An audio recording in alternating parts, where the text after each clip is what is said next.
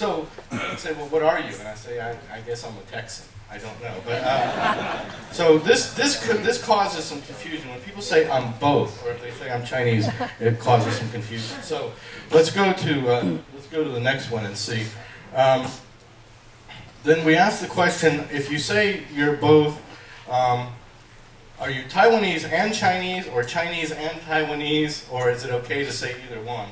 And then I have this question in here, or this response in here. It's very interesting. I'll tell the story. You can translate this.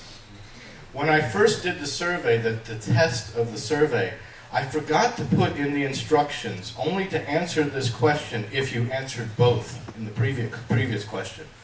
And so everybody went to answer it. And I had a lot of people reply in big, bold letters. 都不可以. I am only Taiwanese. I am only Taiwanese. And so I left that in there as one of the choices then from that point on. And we can see 249, 35% of the people said that in this response. 一开始咧做调查的时候，有一个所在伊写无好势，伊写讲，伊讲你敢若是袂讲是中国人还是台湾人才会使回答这个问题哈？伊袂记甲迄个写遐，所以一寡人就大家拢回答啦。伊看到迄题目的时候就足反感的，伊讲我哪会要安尼回答？所以就讲我是台湾人，我毋是中国人。伊咧回答迄个问题的时候，伊就是安尼回答。所以到尾做调查的时候，就甲迄个加落去。算讲看即寡人的反应偌济，结果发现讲，敢若讲伊是台湾人的人是足济，反对讲中国人。Okay, so then we ask the question, this question.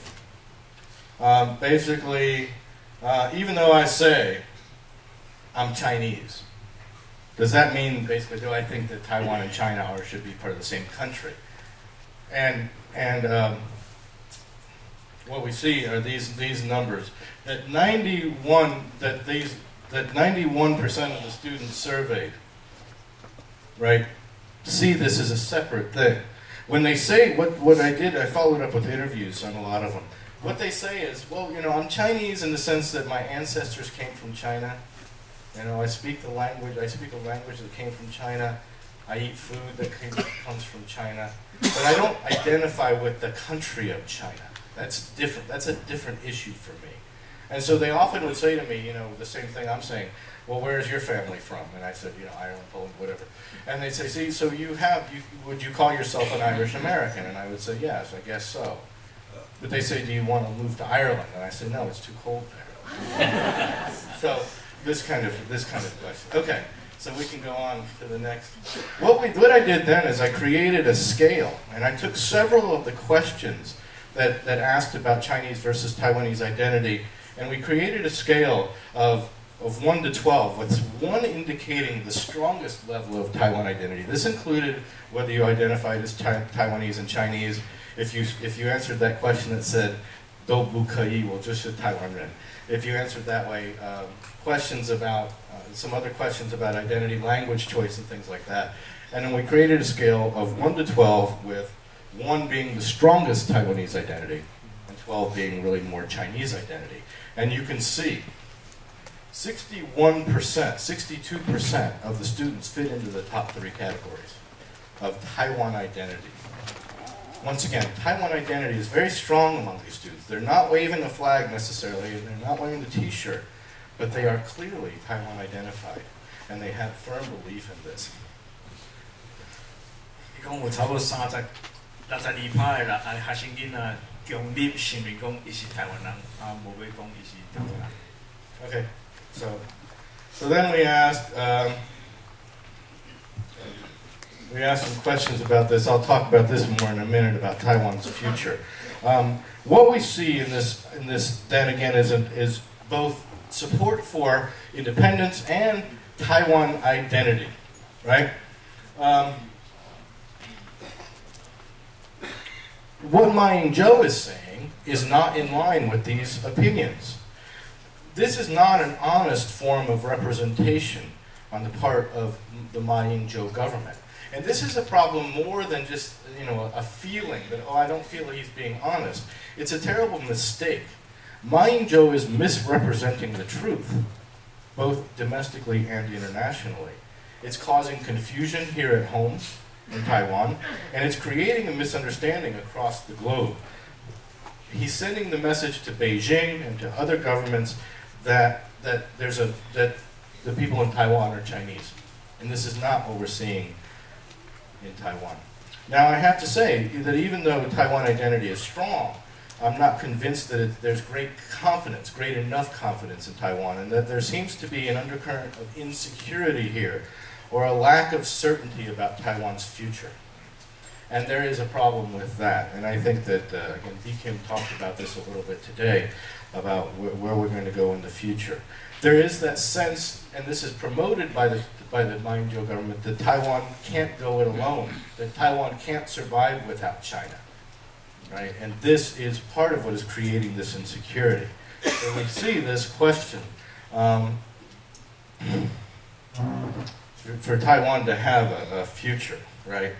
There's some agreement, unfortunately, that Taiwan can't have a future without China, right? And that this is going to be necessary for Taiwan's future. And of course, this is the idea that the Ma Ying-jeou government is promoting, both domestically and internationally.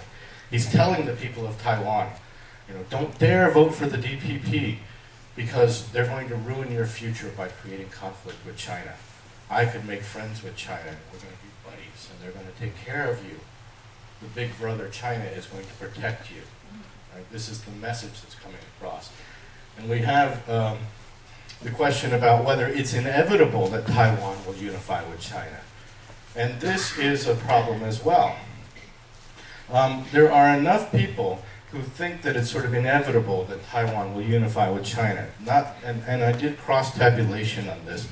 And the people who don't want to unify with China still have a fear that it's inevitable, that they have no choice. This is once again being promoted not only by Beijing, but by the Ma Ying-jeou government, saying, we need to move this way. We should move this way. The time for unification is not ripe yet, but we're moving in that direction. And this is what's going to take for Taiwan's future. So, again, we're not saying that the people are not Taiwanese.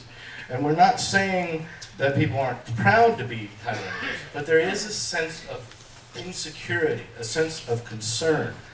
People think we must not act too strongly. We must be careful. We don't want to offend China. Right? We can't be provocative. We cannot openly express who we are. Now, for any individual, that requirement to not express your own identity is horrifying. And that's what's happening to the entire country of Taiwan. Do not openly express who you are. It's dangerous. And Ma Ying-jeou says, let me do it. I'll take care of this for you. I'll represent you in the international community, and I'll talk about who you are.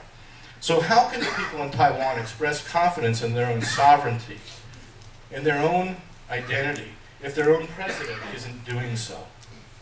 How can the people of Taiwan express the desire to join the international community when their president is saying, shh, don't talk about it, it's dangerous. You don't want to say it. So, it's a very difficult situation. When your own democratically elected representative is not confident in who you are, how can you have confidence in who you are? It's very difficult. The government, the Ma Ying-jeou government, claims it's seeking peace and economic development through its ties with China. But in fact, it's negotiating under a false premise. It's negotiating that under the premise that somehow the people of Taiwan identify as Chinese, and that they are willing to accept the idea of the 92 consensus, and that they're willing to accept the idea of eventual unification with China. We're not seeing that in the survey data. We don't believe that's happening. Ma Ying-jeou is operating under the premise that the people of Taiwan are willing to move toward the one country, two systems approach of government. Let's see how Hong Kong's doing. Seems to be okay there, right? And this is a poor and a potentially very dangerous negotiating strategy on the part of Ma Ying-jeou. Because you do not base negotiations on lies. You do not enter a negotiation based on lies. You must tell the truth up front. This is also a negotiating strategy that sacrifices the dignity and the sovereignty and the integrity of the Taiwanese people. Ma Ying-jeou is trying to say we're not that far apart. But in fact, Taiwan and China are really far apart. Yes, there's trade going on. Yes, there's economic interaction. But the bottom line for China is unification, period. Nothing else will be accepted. The ultimate desire of the Taiwanese people is independence. No desire to unify with China. Ma Ying-jeou is entering these negotiations saying, well, let's just not talk about that right now. It'll be okay. You know, maybe the time for unification will be ripe later, he's thinking. So he's entering under a false premise. Any good negotiator knows that you cannot enter negotiations based on inaccurate information. But that's exactly what the Ma government is doing. And I'll add a side thing I don't have in my speech. One of Ma Ying-jeou's greatest potential strengths in negotiating with the Chinese, with Beijing, is to say, hey, look, I'm a democratically elected person. If I do that, my people are going to kill me, right? They're going to throw me out of office. I can't negotiate that. And Beijing would have to say, well, that's, you know, we don't like that. And Ma would say, oh, I'm sorry, I'm a democratically elected leader, and that is not what my people want. I may agree with you, but I can't. That would be a better tactic for him, and it would give him some negotiating strength that he's not using right now. 伊讲一部无咧顶头吼，伊讲马英九应该是讲去甲中国讲，我是民主选出来总统，所以我袂使家己决定一寡代志，你要要求我做。啊，伊感觉讲这是较好的方法，要甲中国要甲中国negotiate，要甲中国协调先。这个对伊来讲吼，实在是较有力量的一个协调的方式。啊，伊即马就是讲，根本就拢无跟咱台湾的议题吼，摕咧做协调。So it's true that the people of Taiwan want to have peaceful and actually positive relations across the strait, but it's best to enter these negotiations with strength and confidence, based on an accurate understanding of what each side wants, not a misrepresentation of that. It is not helpful to build this relationship on lies or to pretend like the differences don't exist. You know, the parallel of a marriage. You can't build a good marriage on lies. 这个结婚同款啦，你袂使有一个好婚姻吼，用这个说谎来做基础。So, even those people who lean to the blue side, who are Kuomintang voters, should understand that this particular approach is not a good negotiating tactic. It is not an accurate representation of reality, and it's ultimately going to lead to failure, I think. So Taiwan needs to reorganize and represent itself. The Kuomintang government, if it's going to stay in power, needs to do that. Or maybe they shouldn't stay in power. But that's another story. And so Taiwan must find a way to strengthen its negotiating position.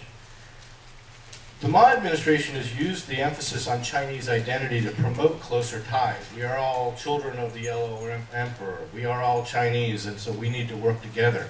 And yet he still claims that he's defending the sovereignty of Taiwan.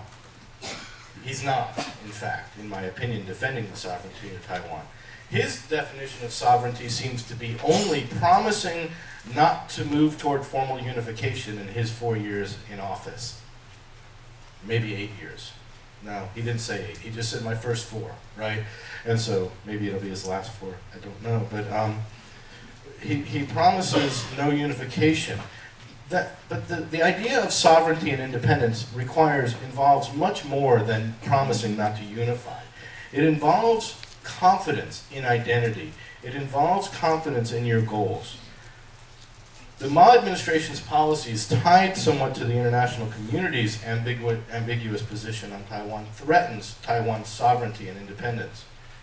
Even if we don't move toward formal unification, Taiwan's sovereignty and independence are being threatened. And if we look at the definition of independence, we see it doesn't say anything about unification here. It just says being under somebody else's control.